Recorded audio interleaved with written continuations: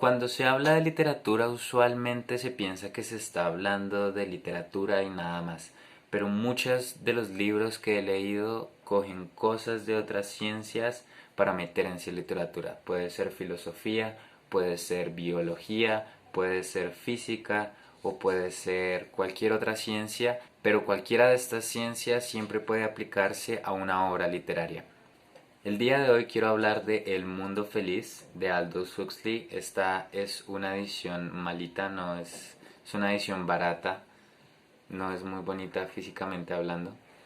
Pero igual es El Mundo Feliz y es bueno. Pero no quiero hablar de la historia del libro como tal, sino quiero enfocarme en un punto específico del libro que es la estructura social y por ende la estructura, podríamos decir, gubernamental que tiene El Mundo Feliz, que se basa completamente, Tairona, por favor.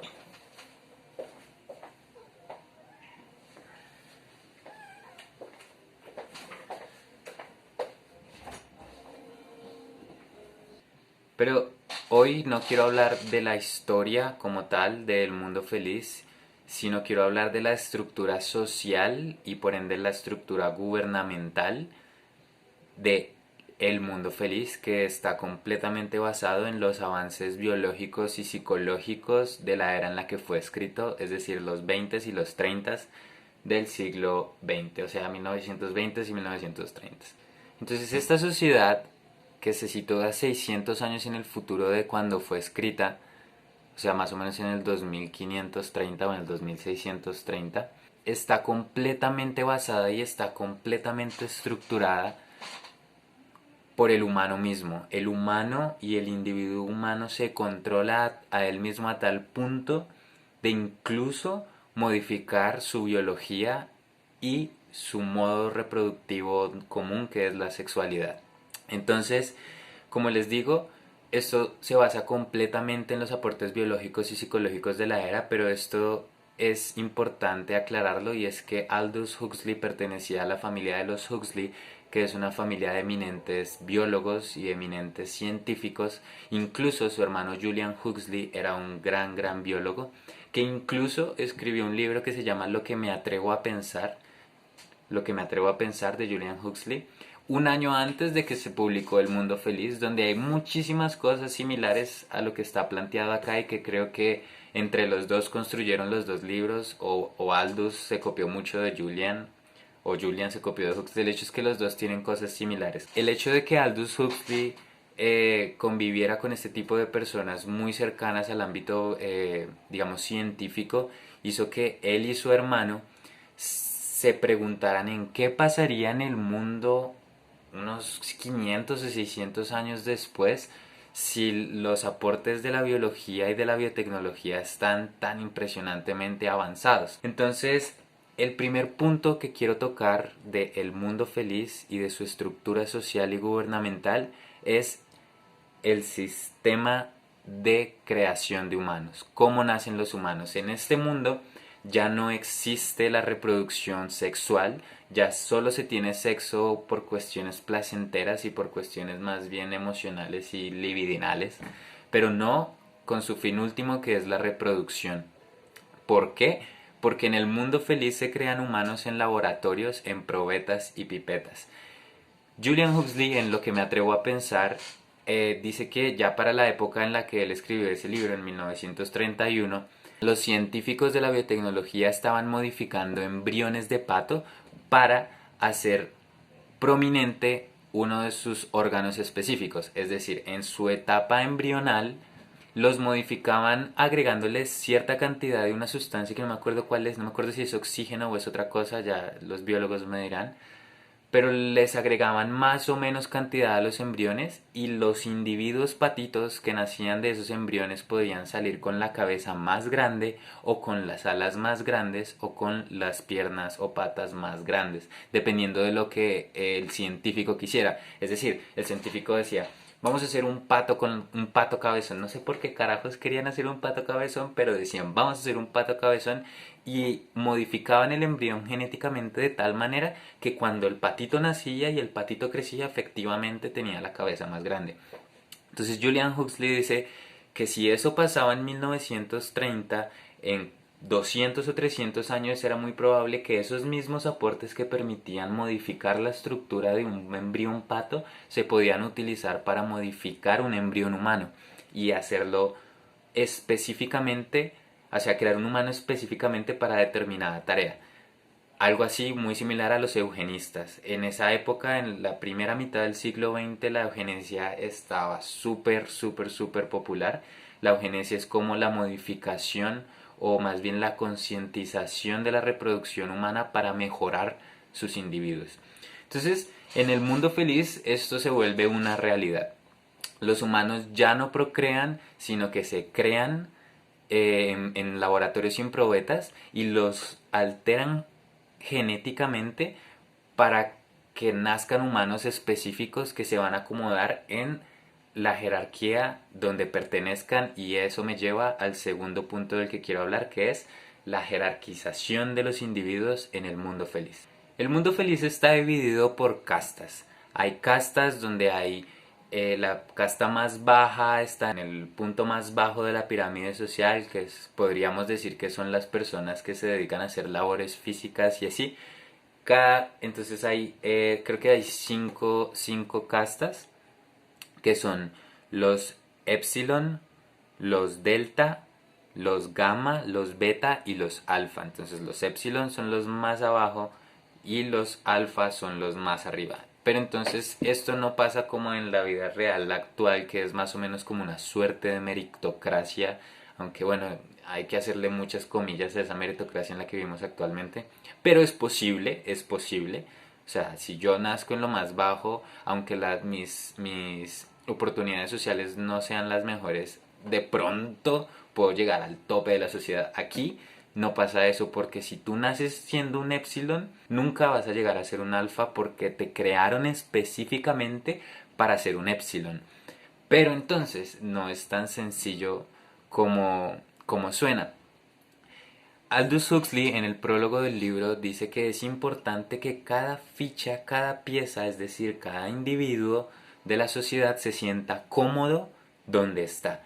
Por lo cual, y aquí vienen los aportes de la psicología y de algo muy main, muy importante que estaba en esa época, que era el conductismo de Pavlov, entra en juego. No solamente basta en el mundo feliz con que creen humanos biológica y genéticamente especializados para estar en esa parte de la jerarquía social, sino que además los condicionan para que no se quieran salir de su jerarquía. ¿Cómo lo hacen? Poniéndoles choques en los libros. A las clases bajas los ponen, cuando son bebés, los ponen en contacto de libros y de flores, conocimiento y naturaleza, y cuando los están cogiendo les ponen choques para que ellos inconscientemente generen una reacción negativa.